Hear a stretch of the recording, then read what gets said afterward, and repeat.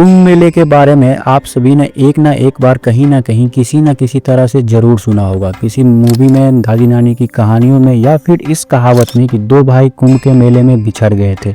कुंभ मेला इस साल 13 जनवरी से 25 फरवरी तक प्रयागराज में आयोजित होने वाला है। ये एक महाकुंभ है जो कि 144 साल में होता है और इस साल वो 144वां साल। कुंभ मेले का नाम दुनिया की लार्जेस्ट गैदरिंग की लिस्ट में दर्ज है। ये दुनिया का सबसे बड़ा रिलीजियस गैदरिंग स्पॉट है। यहाँ पर करोड़ों लोग आते हैं जो देश के अंदर से और देश के बाहर से होते हैं। इमेजिन करो, करोड़ों लोग एक ही आस्था से और परंपरा से जुड़े हुए हैं, एक ही जगह पर इकट्ठे हो रहे हैं। ये एक हिंदू आस्था का महान तीर्थ पर्व है। कुंभ मेला सिर्फ रिलीजियस फेस्टिवल नहीं है, ये अध्यात्म की तरफ जाने वाला एक रास्ता है। एक ऐसा रास्ता जिसमें ये माना जाता है कि गंगा जैसी पवित्र नदियों में स्नान करने से सारे पाप धुल जाते हैं, मन की शांति मिलती है और मोक्ष की प्राप्ति होती है।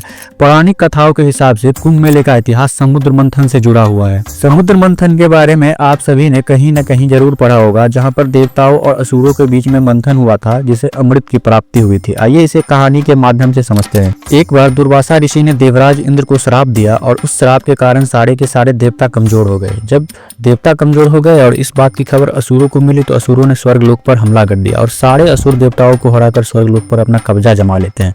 इसके बाद सारे देवता ब्रह्मा जी के पास जाते हैं और अपना पूरा किस्सा सुनाते हैं। ब्रह्मा जी सारे देवताओं को लेकर विष्णु जी के पास जाते हैं और मदद मांगते हैं।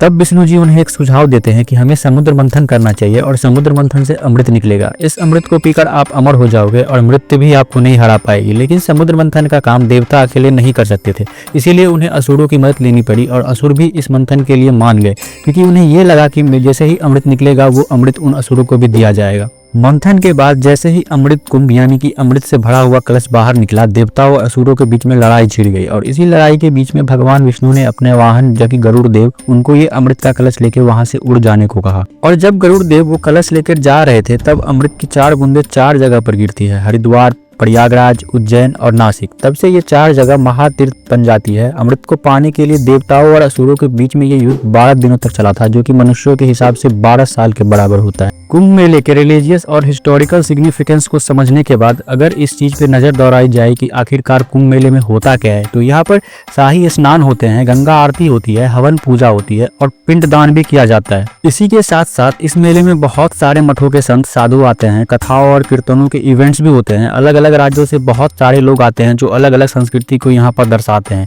अपने लोकगीत, नृत्य और कलाओं का प्रदर्शन भी आपको इसी कुंभ मेले में देखने को मिलेगा।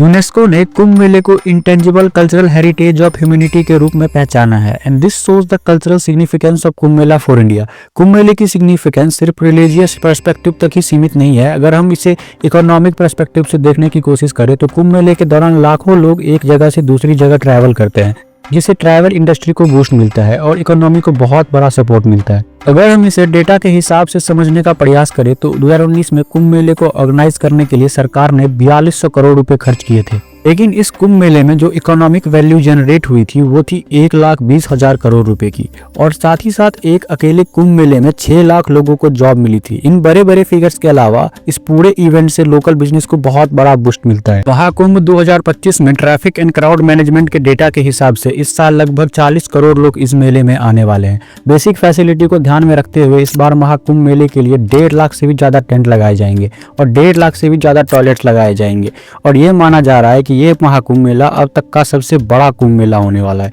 और इसी चीज को ध्यान में रखते हुए सरकार के द्वारा एक टेम्परेरी डिस्ट्रिक्ट भी बनाया जाएगा जिसे महाकुंभ मेला जिला कहा जाएगा। मिलते हैं अगले वीडियो में। सी यू सून।